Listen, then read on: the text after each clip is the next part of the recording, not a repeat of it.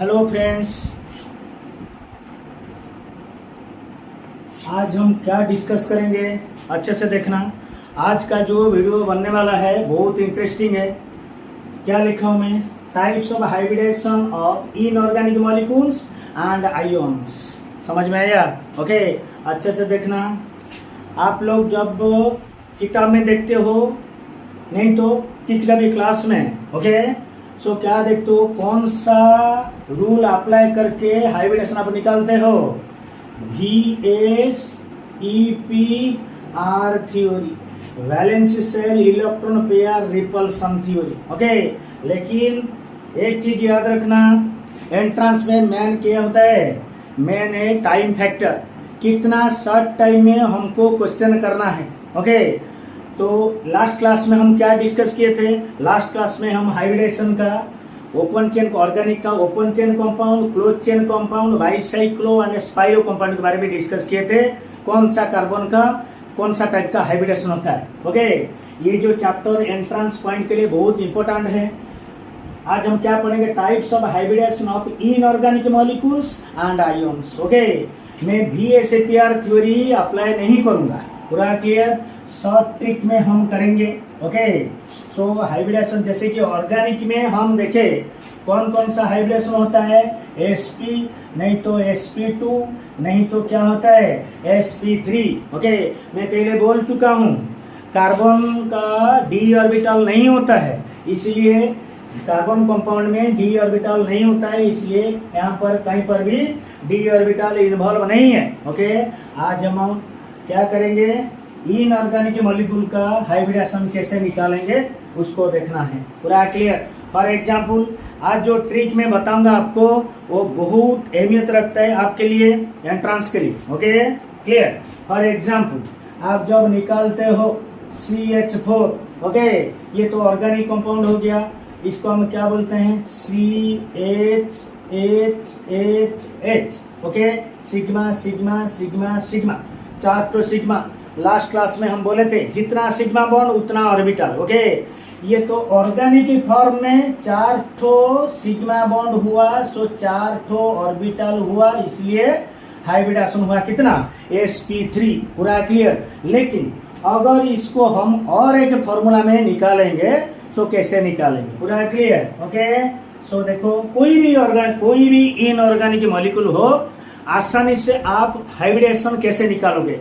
Without applying VSEPR theory. Okay, Lewis dot structure नहीं बनाने का, okay, lone pair bond pair नहीं calculate करने का, डायरेक्ट टाइप ऑफ हाइब्रिडेशन कैसे निकालोगे? अच्छे से देखना बेटा। फॉर एग्जाम्पल, तुमको बस इतना याद रखना है। ओके, सपोज मैंने लिखा IA पीरियडिक टेबल का बास, मैं जो ट्रिक में आपको बता रहा हूँ पीरियडिक टेबल का बास इतना याद रखना है आपको, कौन सा ग्रुप में कौन सा एलिमेंट है। ओके, पूरा क्लियर? फॉर एग्जाम्पल, ये है मेरा हाइड्रोजन, ये तो गैस होता है, hydrogen, lithium, sodium, potassium, rubidium, caesium, then francium. Second I में क्या होता है? Beryllium, magnesium, calcium, strontium, barium, radium. Okay, third I में क्या होगा मेरा? बोलो। Boron, aluminium, gallium, indium, thallium. Okay, I भी में क्या होगा? Carbon, silicon, germanium, tin, then lead, इसके जैसा। ओके, भी में क्या होगा? Nitrogen, phosphorus, arsenic, antimony, then bismuth. भी आई में क्या होगा? भी आई में सिक्स्थ ग्रुप में क्या होगा? Oxygen, sulphur, selenium, tellurium, then polonium. Okay, भी डबल आई में क्या होगा? Fluorine, chlorine, bromine, iodine, astatine. Okay, then zero group hydrogen का जस्ट अपोजिट में क्या रहेगा मेरा? ये तुम्हारा आ गया VIII group, 8th group, helium, neon, argon, krypton, xenon, then radon. पूरा क्लियर? इसको मैंने क्यों बोला? आप सोच रहे हो सारी तो पीरियडिक टेबल में, पीरियडिक टेबल पूरा लिख दिया। क्यों बोला मैं? याद रखना बहुत इजी है। ओके, तुम तो पीरियडिक टेबल में पढ़े होगे भाई, यूजिंग द मैजिक नंबर, जैसे कि हम एटॉमिक नंबर निकालते हैं। सो कौन सा ग्रुप में कौन सा एलिमेंट है, बस वैसा इसको तुमको याद रखना है। ओके, इसको हम हाइब्रिडेशन में कैसे अप्लाई करेंगे देखो, अच्छे से देखना। ओके, मैं अभी एक रूल लिखता हूँ। ये जो पीरियडिक टेबल मैंने लिखा, क्यों लिखा? जो ग्रुप में जो एलिमेंट है जो क्या बोला मैं, जो ग्रुप में जो एलिमेंट है उसका नंबर ऑफ वैलेंस इलेक्ट्रॉन उतना है। वैलेंस इलेक्ट्रॉन मैंने बोला, वैलेंस नहीं बोला। ओके, पूरा क्लियर? क्लियर। फॉर एग्जाम्पल अभी हम निकालेंगे, देखो मैं क्या रूल एक तो लिखो, एक तो नोट में लिख दो। Okay, the number of valence electron, numbers of valence electron of element, valence element is equal to group number. पूरा क्लियर? ओके, जिस ग्रुप में जो एलिमेंट है उसका नंबर ऑफ वैलेंस इलेक्ट्रॉन उतना ही है। देखो कितना आसानी से तुम हाइब्रिडेशन निकाल सकते हो। Okay, lone pair bond pair count करने में मुझे टाइम जाएगा। ओके, लेकिन तुम सोच रहे हो सर आप तो बोल रहे हो loan pair bond, lone pair count नहीं करने का, तो लेकिन लोन पेयर काउंट कब करेंगे? जब उसका normal shape and actual shape के बारे में हम डिस्कस करेंगे, तब जाके लोन पेयर हमको निकालना पड़ेगा।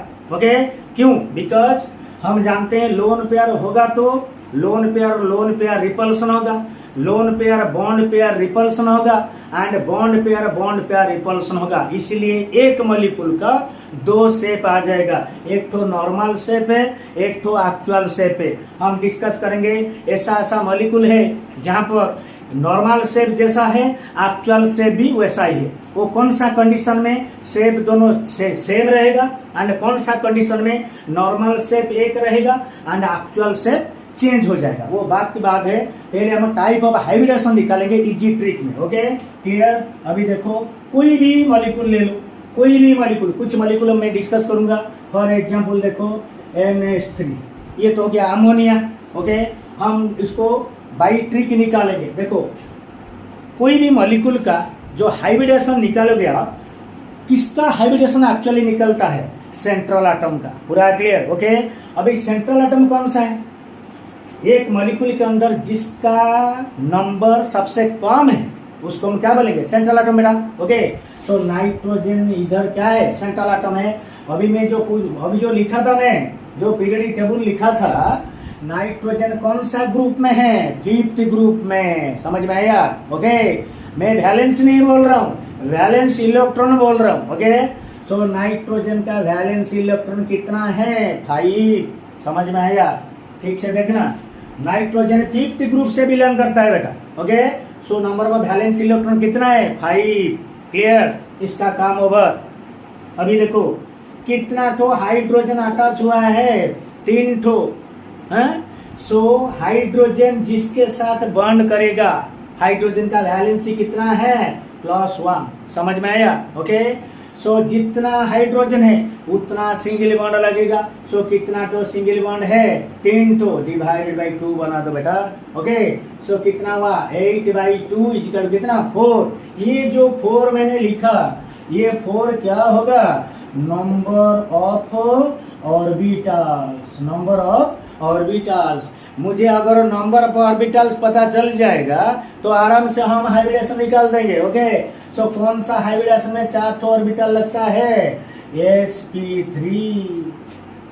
पूरा क्लियर? ओके, तुम बोलेगे सर और भी ऑर्बिटल में है dsp2, 2 1 3 1 4, लेकिन ये कौन सा ब्लॉक में रहता है? नाइट्रोजन p ब्लॉक एलिमेंट का है। ओके, इसलिए d ब्लॉक नहीं, d ऑर्बिटल नहीं आएगा, इसलिए उसका हाइब्रिडेशन कौन सा है? sp3। अभी हम सिर्फ टाइप ऑफ हाइब्रिडेशन डिस्कस करेंगे, उसका नेक्स्ट क्लास में हम शेप के ऊपर जाएंगे। ओके, पूरा क्लियर? ये हो गया अमोनिया का। कोई भी मॉलिक्यूल ले लो, कोई भी मॉलिक्यूल ले लो। Okay, for example HCF2। Okay, क्या हो जाएगा इसका? देखो सेंट्रल एटम कौन सा है? जेनन। वो कौन सा ग्रुप में? 8th ग्रुप में। So number of valence electron कितना है? 8।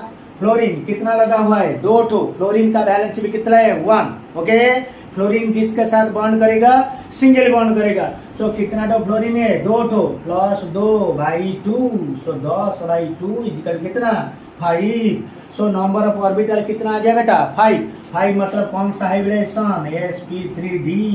पूरा क्लियर? ओके, और एक हम ले लेंगे, देखो HCl4। बोलो बोलो बोलो, आप खुद बना सकते हो विदाउट पेन पेपर, आप बना सकते हो। सिंपली तुमको क्या जानना है, सेंट्रल एटम का नंबर ऑफ वैलेंस इलेक्ट्रॉन कितना है। तो क्या बोलेंगे 8 + 4 ओके बाई 2 कितना हुआ 12/2 = 6।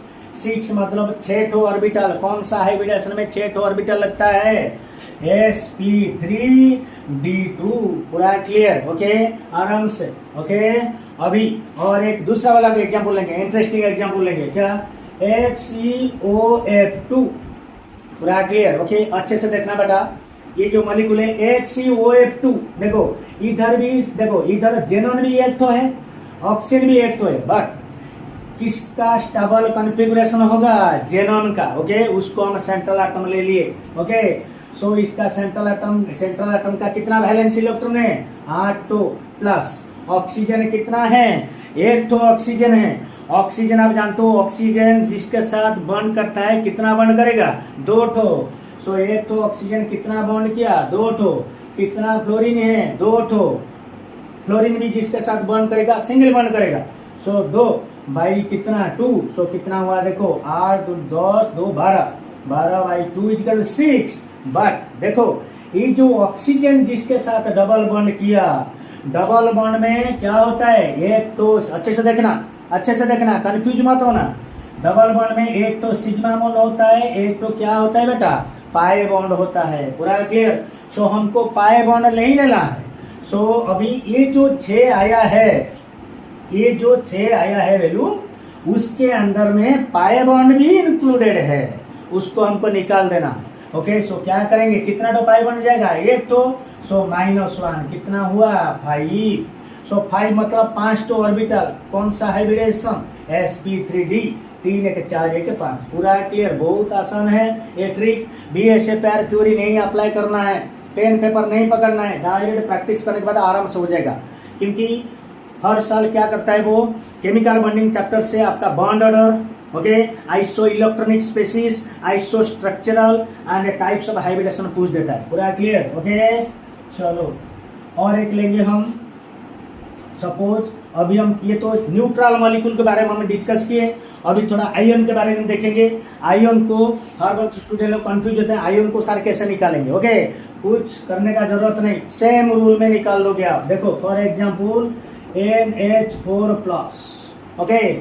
सो ये तो क्या है काटायन। पूरा क्लियर, ये तो पॉजिटिव चार्ज है, पॉजिटिव चार्ज है, इसलिए उसको हम क्या बोलेंगे काटायन। काटायन बेटा कैसे बनता है आप तो जानते होंगे, काटायन कैसे बनता है, इलेक्ट्रॉन छोड़ने के बाद, लीव करने के बाद काटायन होगा। पूरा क्लियर। अभी इसका अगर हाइब्रिडेशन हमको पूछ लिया काटायन का, कैसे निकालोगे आराम से।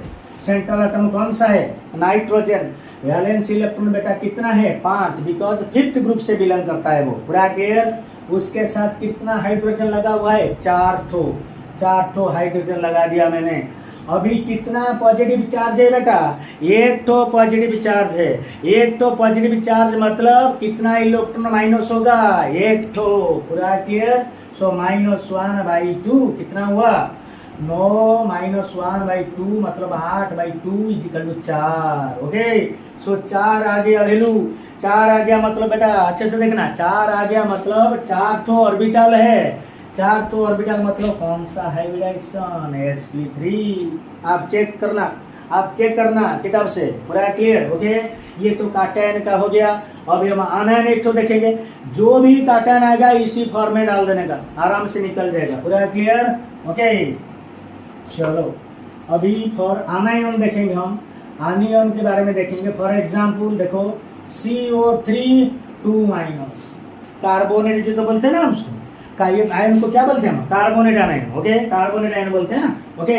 इसका अगर हमको हाइब्रिडेशन बेटा पूछ दिया, इसका हाइब्रिडेशन पूछ देगा तो हम कैसे निकालेंगे, सेम फॉर्मूला से निकले, एक ही फॉर्मूला से हम निकाल देंगे, ओके।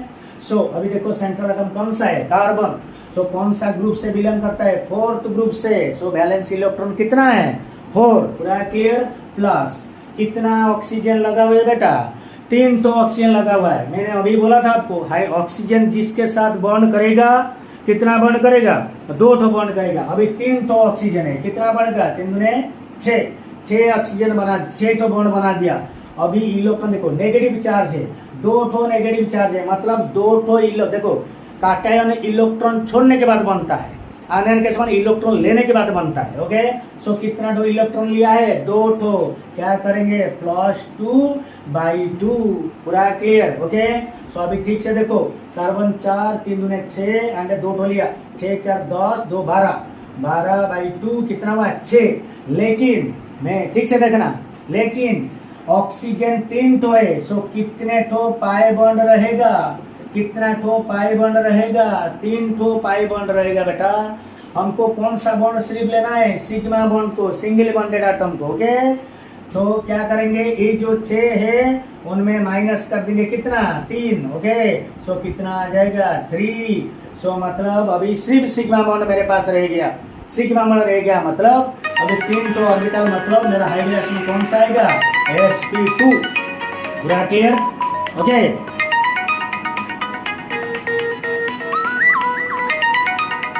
पूरा क्लियर? ओके, चलो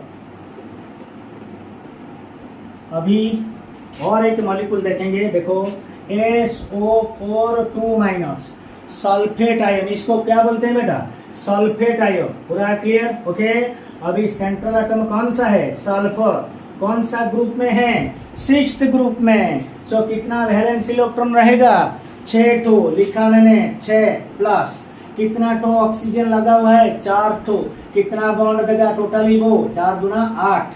ओके, कितना इलेक्ट्रॉन लिया है? 2 ठो, +2/2 कितना हुआ?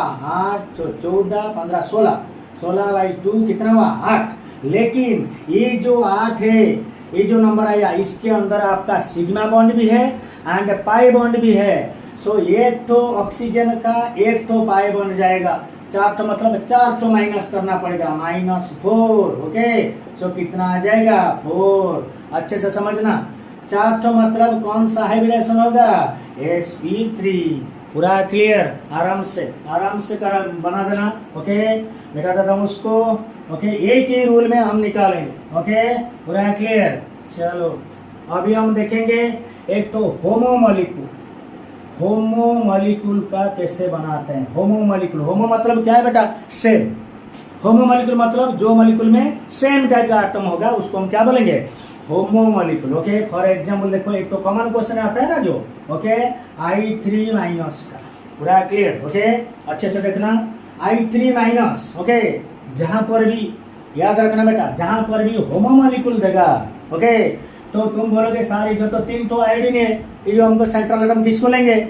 Okay, bond side bonded atom किसको लेंगे? ओके, लिखना, नोट करके लिखना। Okay, in homo molecule take one atom as the central atom and others are treated as side atom। लिख लेना बेटा इसको। ओके, जहां पर होमो मॉलिक्यूल होगा, एक होमो मॉलिक्यूल में एक एटम को हम सेंट्रल एटम लेंगे, बाकी जितना भी है उसको हम क्या ले लेंगे? Side bonded atom. अभी ये रूल के बेसिस में इसको हम हाइब्रिडेशन निकालेंगे। कैसे? देखो बेटा, ओके, अच्छे से देखना। देखो, आयोडीन में 3 ठो आयोडीन है ना, I3 में एक ठो आयोडीन हम ले लिया सेंट्रल एटम, मैंने वो अभी लिखा नोट में। सो आयोडीन कौन सा ग्रुप में रहता है? 7th ग्रुप में रहता है। पूरा क्लियर? ओके, सो 7th ग्रुप मतलब उसका वैलेंस इलेक्ट्रॉन कितना है? 7। सो क्या लिखेंगे हम? 7+। और कितना आयोडीन बचा? 2 ठो। आयोडीन का वैलेंस इलेक्ट्रॉन 7 है, लेकिन आयोडीन हाइड्रोजन सीरीज से आता है। सो जिसके साथ बॉन्ड करेगा, कितना बॉन्ड करेगा? 1 ठो बॉन्ड करेगा। सो बाकी जो 2 ठो आयोडीन रहा उसके लिए मैंने क्या लिखा? 2। ओके, इधर देखो नेगेटिव चार्ज है, मतलब इलेक्ट्रॉन आया है, कितना आया है? +1/2। सो कितना? 7 2 9 1 10, 10/2 कितना? 5 मतलब कौन सा हाइब्रिडेशन होगा बेटा? sp3d।